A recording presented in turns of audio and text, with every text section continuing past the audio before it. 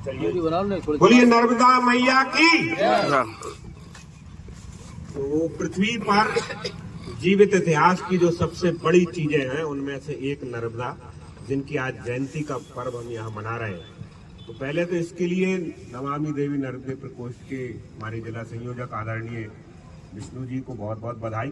और आप सब लोग इस पुनीत काम के लिए यहाँ पहुंचे, उन सब के लिए भी बहुत सारी शुभकामनाएं, बधाई कि आप व्यस्त समय में से अपना निकाल के यहाँ आए। क्योंकि पौराणिक और तमाम सारी धार्मिक कथाएं तो विष्णु भाई साहब बता ही रहे थे। और गंगा नदी को भारत की आत्मा कहा जाता है अगर नदियों के हिसाब से कहा जाए, और नर्मदा को अगर हम कहेंगे तो रक्त संजीवनी है।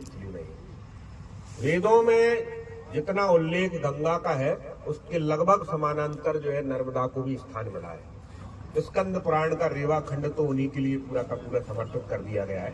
तो खैर पौराणिक और ऐतिहासिक गाथाएं तो नर्मदा की इतनी है कि हम जितना कहें उतना कम है। मगर हम जिस जगह अशोकनगर के जिस इलाके में इसको मना रहे हैं वहां नर्मदा हमको उस तरह से समझ नहीं आती जितनी अमरकंटक से लेकर गुजरात और महाराष्ट्र में निकलती हुई जिन जिलों से या जिन भूभागों से निकल के जाती है। वहां के लोगों के लिए नर्मदा नदी जो है एक आस्था का अकेला केंद्र नहीं है, बल्कि उनके जीवन प्रबंधन का विषय है। उनके लिए अगर अपने जीवन में सबसे ज्यादा कोई महत्वपूर्ण चीज है तो वो नर्मदा ही है।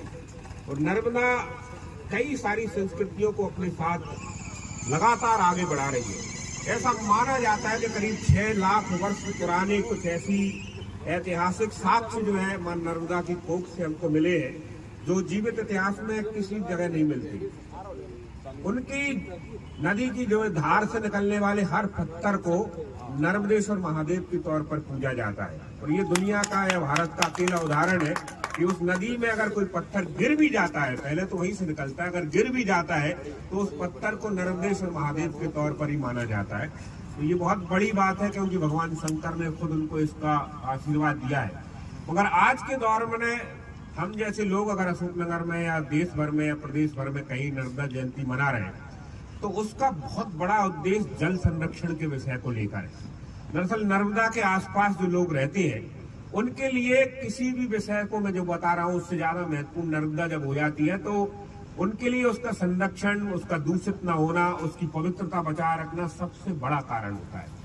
और आप देखेंगे कि आज भी हम गंगा को लेकर इस वजह से परेशान है कि वो प्रदूषण का शिकार हो रही है। मगर किस्मत की बात है कि नर्मदा अभी भी इस मामले में बची हुई है। और वो इस वजह से बची है क्योंकि वहां के जो लोग हैं उनकी रग रग में नर्मदा बसती है। गंगा को लोगों ने ये मान के सोच लिया है कि ये तो पाप मोचनी है, इनमें तो कुछ भी डाल दो, ये तो सब लोगों को कर ही देंगे। और उसके बाद हो ये रहा कि एक के बाद एक हम उसमें गंदगी फेंक रहे हैं और वो नर्मदा जो है गंगा गंदी होती जा रही है। मगर नर्मदा को लोग उतनी ईमानदारी के साथ जो है स्वच्छ रखते हैं जितना घर के मंदिर को रखते हैं। तो ये बहुत बड़ा उदाहरण मध्य प्रदेश सरकार ने बीते कुछ वर्षों में देने का प्रयास किया है नर्मदा जयंती मनाने के लिए। और ये जो प्रकोष्ठ गठन किया उसका उद्देश्य भी ये है कि जल स्रोत के जितने भी प्रकल्प दुनिया भर में या देश भर में है अपने अपने जिलों में, क्या उन सबको उसी तरह जिस तरह से नर्मदा नदी है उस तरह सुरक्षित और संरक्षित रखा जा सकता है। और उसके लिए प्रयास होना चाहिए। और इसके लिए सिर्फ सरकारी आयोजन नहीं होना चाहिए, समाज से भी लोगों के बीच में ऐसी चीजें आनी चाहिए। इसी तरह लिए इन सब चीजों को किया जाता है।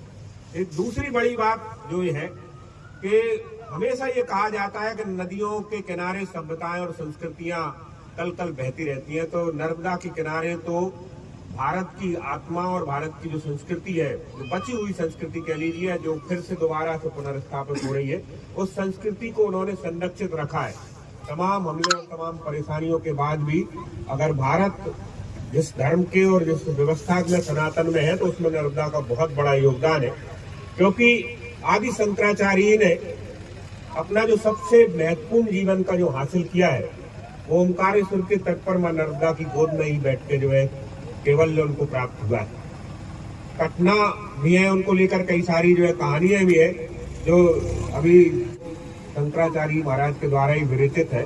और उसकी रचना उन्होंने तब की थी जब यमुना नर्मदा जी में भीषण बाढ़ आई हुई थी और एक गुफा में उनके गुरु गोविंद पाद जी तपस्या कर रहे थे। तो शंकराचार्य याचना कर रहे थे, प्रार्थना कर रहे थे कि आप अपने बेग को थाम लीजिए ताकि मेरे गुरु की तपस्या में विघ्न न पड़े।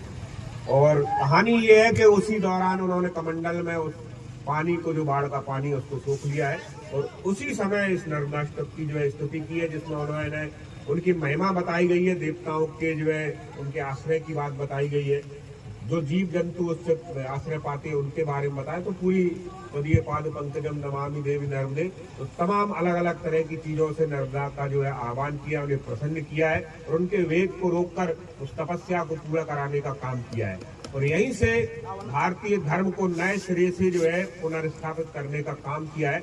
तो माँ नर्मदा साक्षी है हमारे धर्म की, जो मैंने शुरुआत की थी, तो भारतीय संस्कृति के संरक्षण में नर्मदा का एक बहुत बड़ा योगदान है, वो यहीं से शुरू होता है।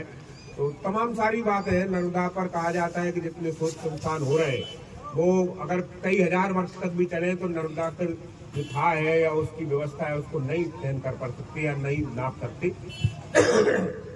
क्योंकि अमरकंटक की पहाड़ियों से निकलने वाली ये वो नदी है जो उल्टी दिशा में बहती है। पुराणों में उसको लेकर कई सारी कहानियां हैं, मगर नर्मदा के बहाने मेरे जैसा आदमी एक चीज ये समझा कि नदियों में भी स्त्रीलिंग और पुल्लिंग जैसी व्यवस्था होती है, क्योंकि सोनभद्र के साथ उनकी प्रेम कथा और उसके बाद सोनभद्र का नदी ना होकर नद होना और नर्मदा, गंगा और दूसरी नदियों का नदी होना या स्त्रीलिंग होना, ये बहुत बड़ी बात है। ये हमारी संस्कृति में एक नया अध्याय नर्मदा के कारण ही जुड़ता है। तो हम सब लोग यहाँ आए, ये अलग बात है, मगर यहाँ से लेकर क्या जा रहे हैं ये थोड़ी सी सोचने वाली बात है कि नर्मदा जयंती सिर्फ इस वजह से नहीं मनाई